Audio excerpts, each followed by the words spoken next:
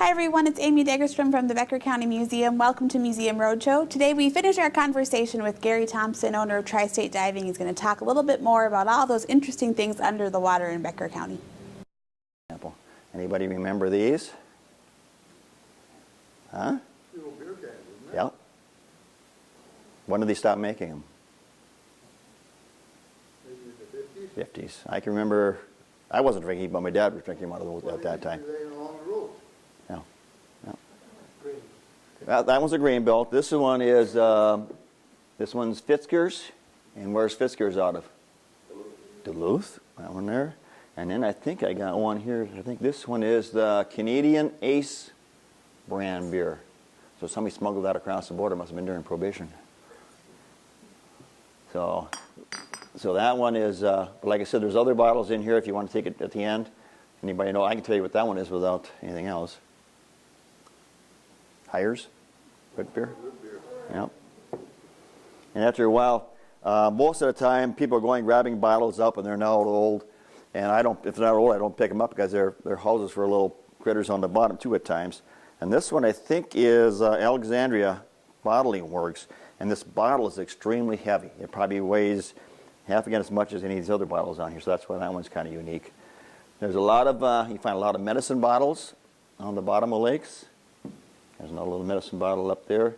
And this one is, this special bottle protects the delicate fruit flavor and fresh taste. Now, I don't know, the other side is gone, so I can't tell what it is, but I don't think Orange Crush were that dark of bottles, were they?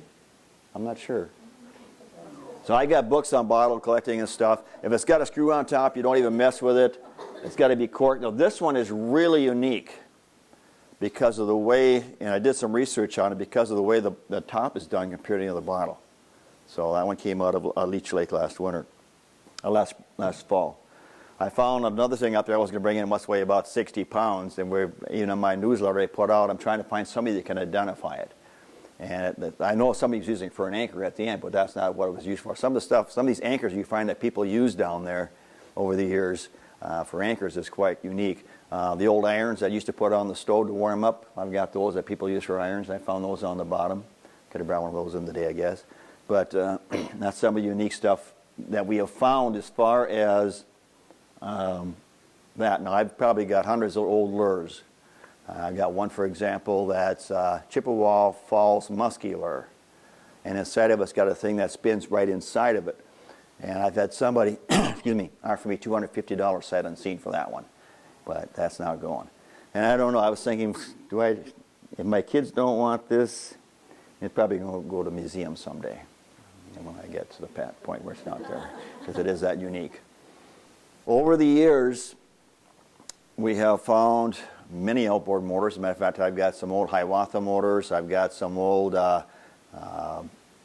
Scott Atwaters, which they don't make anymore. That one I ended up selling after I brought it up because it hadn't been down that long.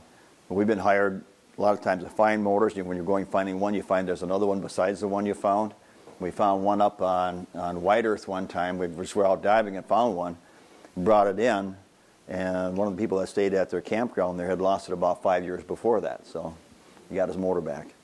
So we're always looking for unique things to find. Long Bridge was always a neat thing to dive back in the 60s. You'd find bicycles, you'd find stop signs, you'd find everything down off because people would throw it off the bridge. That wasn't the old bridge, was still there.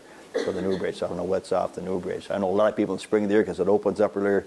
They'll come down there and just to dive that, just to get in the water. So you see divers down, they'll come up. You been down there diving today? So nope, it'd be somebody else. So usually by that time of the year, I'm so tired of having to go recover stuff, I just kind of forget about it till I can dive warm. Yeah. This is how we do it now. We don't have the old hand saws and stuff. What they were using at one time on the down where they're making ice, they had a big circular saw. They would walk behind it. They had a Wisconsin engine. It was one of the type that they use, different engines on it. And I know Bob Lighthizer has one. He wants to donate it to the museum. So we got it. Larry was here a little while ago, and I was just wondering if you ever got that here. And I would latch onto that because those are unique, that saw. And so this is one that's particular. I got two. I got electric one. This is a hydraulic one. And the nice thing about the hydraulic one, if I'm out there working, if I fall through the ice, it's not going to matter.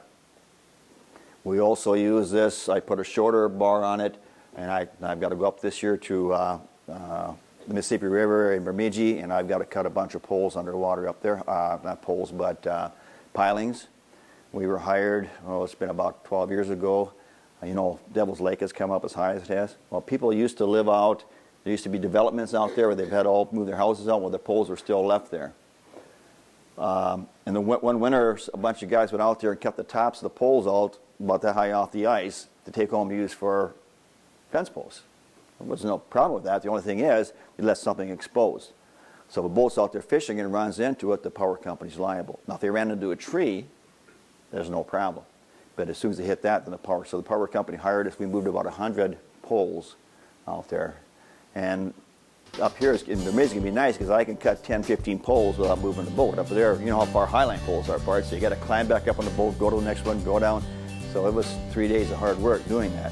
And there were some areas, there's so many weeds we couldn't run the boat through, so we got one of the guys out with the rope walking through pulling the boat to the next site. So it was interesting doing that. So this will work above an underwater boat, so we use it on different jobs. Thanks for joining us on Museum Roadshow, everyone. We hope you enjoyed Gary's stories about life and things under the water in Becker County. We do have Brown Bag Lunches the second Wednesday of every month, so please stop by the museum and join us there. I was free.